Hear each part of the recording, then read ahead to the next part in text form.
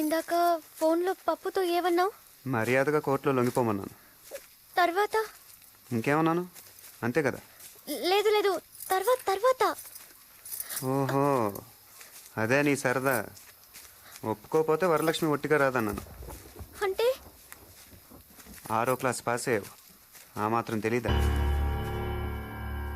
ఇదే మాట 6వ క్లాస్ పాస్ అయ్యా, ఇది వరకు ఎప్పుడూ అన్నావు.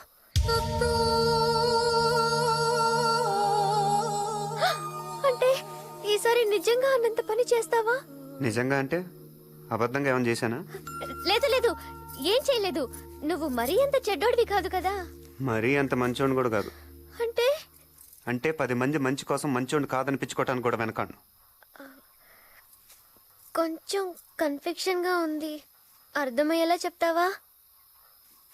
ఇప్పుడు నన్నేం చేస్తావు? నువ్వు అనుకున్న పనే చేస్తాను, దానికోసమే చూస్తున్నా.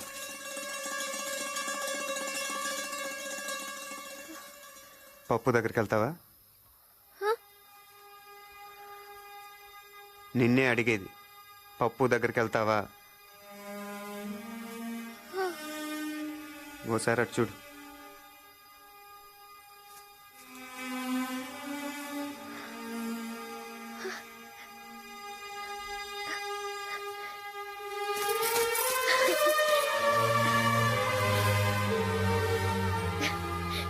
నాకు ముందు నుంచి అనుమానంగానే ఉంది నువ్వు మంచోడివేనని. నన్ను కూడా ఏం చేయకుండానే వదిలేస్తున్నావు. ఆయనతో చెప్పి నిన్నేం అనొద్దంటానులే. మరైతే వెళ్ళిరానా? జాగ్రత్త. మీ ఫ్రెండ్స్ అందరినీ అడిగానని చెప్పు. ఇప్పటికైనా ఒప్పుకుంటావా ప్రేమ ఎంత గొప్పదో? ఏదో చెప్తుంటావు, ప్రేమ దోమ వంకాయ ఇవేగా. చూసావా దాని పవర్ ఏంటో? నీలాంటోని సైతం మార్చేస్తుంది. అయినా అసలు నువ్వు ప్రేమ అనేదే లేదంటావు కదా. ఒప్పుకుంటున్నాను వరలక్ష్మి, ప్రేమ అనేది ఉంది, మరెక్కడో లేదు, ఇక్కడే నిలువెత్తు రూపంలో నీలోనే కనిపిస్తుంది. నీ ప్రేమను చూసి అందరూ గర్వపడాలి వరలక్ష్మి, జాలి పడకూడదు. పప్పు యాదవ్ ఒక గోండా, ఒక రౌడీ. ఇవాళ అతను చేసే తప్పులకు అతను ఒక్కడే బాధ్యుడు. రేపు అతను చేసుకుంటే నువ్వు కూడా భాగం పంచుకోవాల్సి వస్తుంది. నీలాంటి అమాయకులు ఆ గుండాలకు బలైపోయినా మా లక్ష్యం నెరవేరినట్టే. ఒక్కసారి ఆలోచించి వరలక్ష్మి, కావాలంటే మీ ఊళ్ళో మీ బామ్మ దగ్గర నేను వదిలిపెడతాను. గోదావరి దాటొచ్చిందని గోదావరి అంత లోతుగా ఆలోచించు.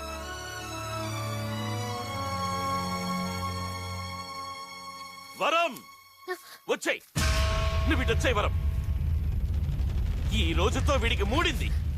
రేయ్, నా వరాన్ని అడ్డం పెట్టుకుని ఇన్నాళ్ళు నన్ను ఆడించావు. లేకపోతే ఎందన్నో చిటికలో లేపేసిన వాడిని.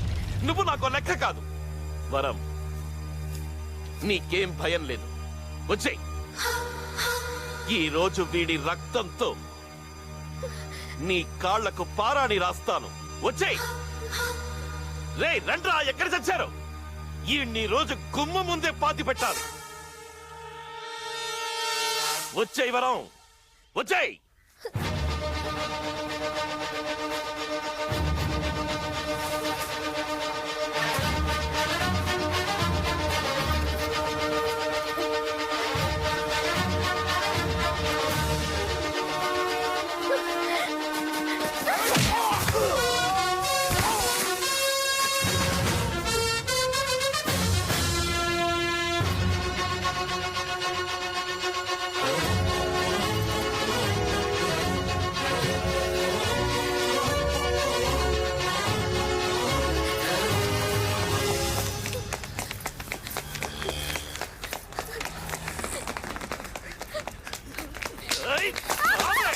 ఎక్కడికి పోతావు?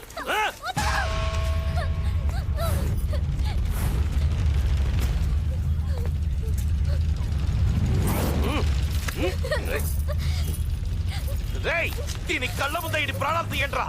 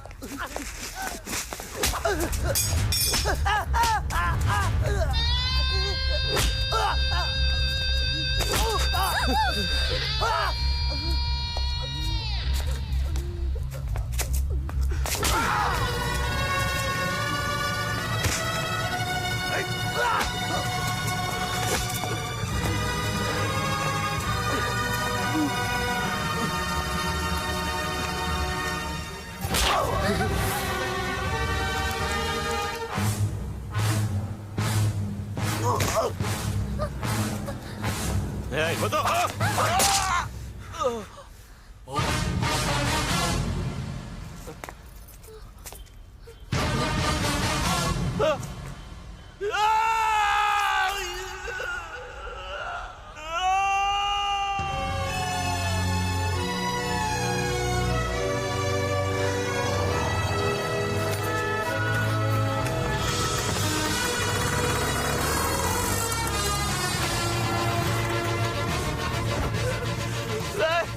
కత్తి పాలలోకి దిగబడిపోయింది, తీయండ్రా. ఏయ్, కత్తి రోడ్లోకి దిగబడిపోయింది, లాగండ్రా. లాగండ్రా.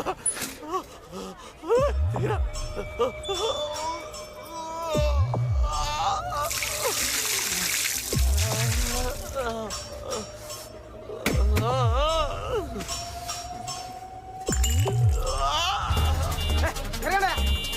నీకే చెప్పేది వెళ్ళండి.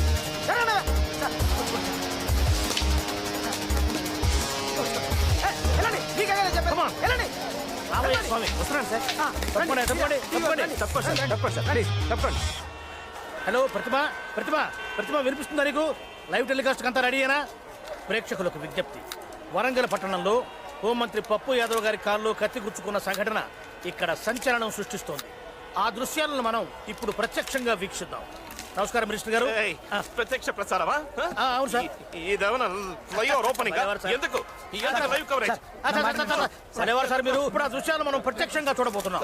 ప్రతిమ హోమ్ మినిస్టర్ గారి కారులో కత్తి గుచ్చుకోవడం వల్ల ఈ ప్రాంతం అంతా కూడా రక్తంతో తడిచిపోయింది.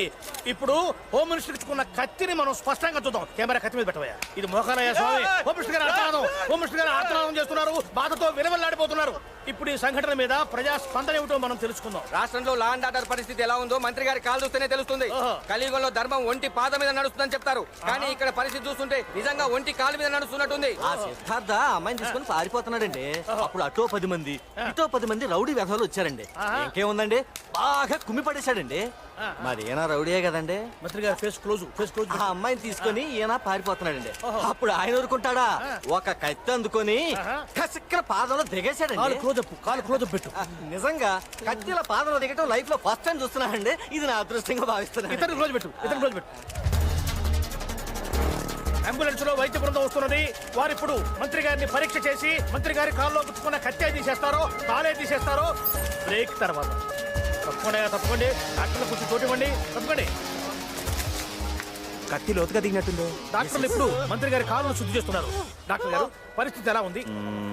ఇప్పుడప్పుడే ఒక అంచనాకు రాలేకపోతున్నాం. Don't disturb. Don't worry sir, కత్తి తీసేస్తారు, కత్తి రాకపోతే కాలు తీసేస్తారు. ఓ గుణపం తీసుకురండి. గుణపమా? ఓహో, ఇప్పుడు గుణపం తీసుకొని మంత్రి గారు సిద్ధార్థ మీద పగ తీర్చుకోవడం కోసం బయలుదేరబోతున్నారు. అది పగ తీర్చుకోవడానికి కాదండి, మట్టితో సహా కాలు తీయడానికి. ఓహో, ప్రతిమ ఇక్కడ ఒక చారిత్రాత్మక సంఘటన చోటు చేసుకోబోతున్నది. ఇప్పటి వరకు మనకు వరంగల్ అంటే కేవలం కాకతీయులు మాత్రమే గుర్తొచ్చేవారు. కానీ ఇక నుంచి గోన గన్నారెడ్డి వారసుడైనటువంటి సిద్ధార్థతో పాటుగా ఇప్పుడు మొత్తం మట్టి గడ్డతో పాటు ప్రకటించబడబోతున్నటువంటి హోంమంత్రి పప్పు యాదవ్ గారి కాలు కూడా చరిత్రలో చోటు చేసుకోబోతున్నది. ఈ కాలే కాలు, ఈ అదృష్టమే అదృష్టం. ఇదంతా కళ్ళారా చూస్తున్నటువంటి మనం కూడా అదృష్టవంతులమే. కత్తి తీసేస్తే కాలు చరిత్రలో ఉంటుంది, కాలు తీసేస్తే కత్తి చరిత్రలో చోటు చేసుకుంటుంది. కత్తో కాలో కాసేపట్లో హాస్పిటల్లో చేరబోతుంది. అప్పటి వరకు చిన్న బ్రేక్. ఎంత పని అయిపోయింది బావా. నీ కళ్ళలో ఆనందం నింపుదామనుకుంటే నీ కాళ్ళు కత్తి దింపుతాడా? ఇప్పుడు నేను చూపిస్తా ఆడికి మొండినానంటే ఏంటో అని. బాంబులతో ఆడు బద్దలు.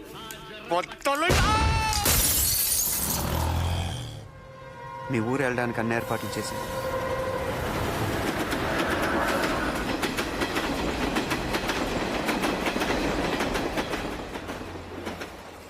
పప్పు యాదవ్కి ఇప్పుడు దాకా నేను ఒక్కని శత్రువుని.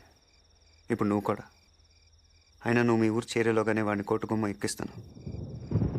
మీ బామ్మని అడిగానని చెప్పు. గోదావరి దాటి ఇంత దూరం వచ్చావు. ఈసారి 7వ తరగతి కూడా దాటి.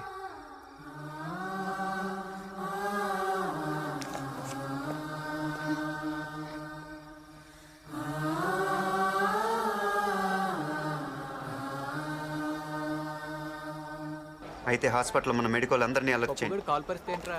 మొన్న ఇక్కడ ఎక్కడున్నాడో తెలిసింది. పదండి. ఇంకా లాభం లేదు. పదవి పోయినా సరే మన విశ్వరూపాన్ని చూపించాల్సిందే. రేయ్, బామర్ది మొండినాని గాని పిలవండ్రా. పిలవకుండానే వచ్చింది సార్. ఏడి ఎక్కడా? రే బామర్ది, కింద ఫ్లోర్ లోనే ఉన్నాడు, సేమ్ రూమ్ లో. ఆ సిద్ధార్థం చంపనికే తయారు చేసిన బాంబు ఆన్ చేతిలోనే పేలింది. అంతేకాదు సిద్ధార్థ కేసు చూస్తున్న సిబిఐకి దొరికిపోయిండు. రేపు సిద్ధార్థ కోర్టులో లొంగిపోతుండని పీపీ ఫోన్ చేసిండు. అంటే ఆ మొండినాన్ని సిబిఐకి అప్రూవర్ గా మారి ఉన్నదంతా చెప్పేస్తారా? చచ్చా, వాడు అలా చెయ్యడ్రా. సృహలోకి వచ్చాక చస్తానని భయపడి ఒకవేళ సిబిఐకు నిజం చెప్తే ఇప్పుడు ఆసుపత్రిలో ఉన్న మీరు రేపు చెర్లాపల్లి జైల్లో ఉంటారు. అంతా మన కంట్రోల్లో ఉంది. డాక్టర్లు మెడికోలు మనోళ్ళే కదా.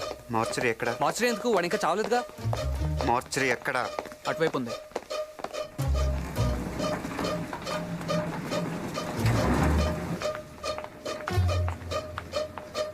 వీడి అచ్చం మొండని గడి పర్సనాలిటీయే. తాగి అరెస్ట్ చేస్తున్నాడని పెళ్ళమే చంపేసిందంట. బాడీయే కాదు, బయోగ్రఫీ కూడా సూటే. అంత క్లియర్గా రావచ్చా? ఐసీ ఎక్కడ? అటు నుంచి లెఫ్ట్.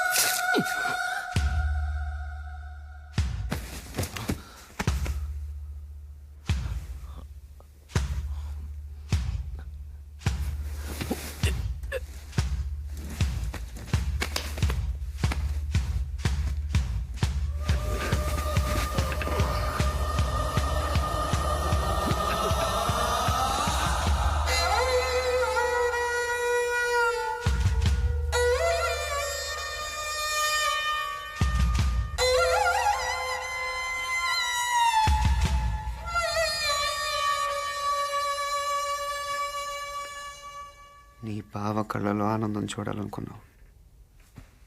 ఆడ నీ కళ్ళల్లో చావు చూడాలనుకుంటున్నాడు.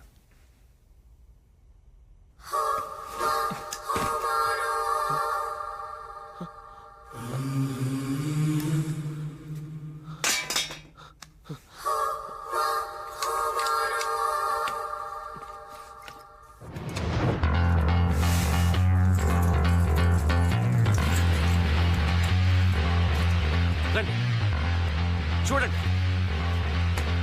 వాడు మొండినాని కాదు, ఎవరిదో శవాన్ని పెట్టారు.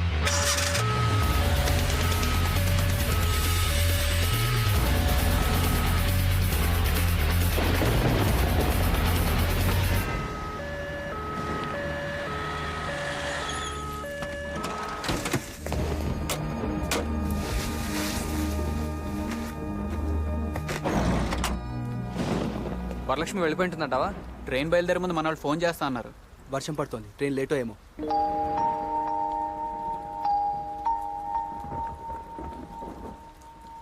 ఈడిలాగే ఉంటాడుగా. మళ్ళీ స్పృహ వచ్చేది రేపు కోర్ట్ టైంకే.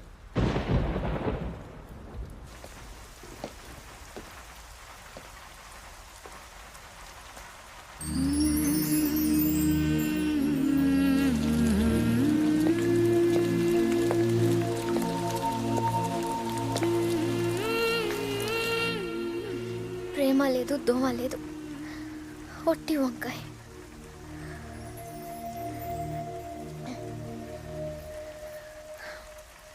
నేనేం బాధతో ఏడవటం లేదు, మోసపోయానని పశ్చాత్తాపడడం లేదు. ఏ మొహం పెట్టుకుని ఊరెళ్ళాలని ఆలోచిస్తున్నాను. ఈ మొహానికి కొంచెం తలెత్తుకునే అవకాశం కల్పిస్తావా? జనాల్ని మోసం చేసి ఈ నాయకుల్ని తరిమి కొట్టే పనిలో నాకు కొంచెం చోటిస్తావా? ఈ మాట పప్పుగాడినాలి. ఏం చేస్తాడు?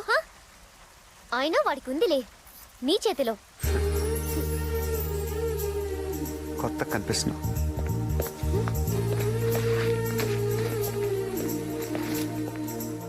పదా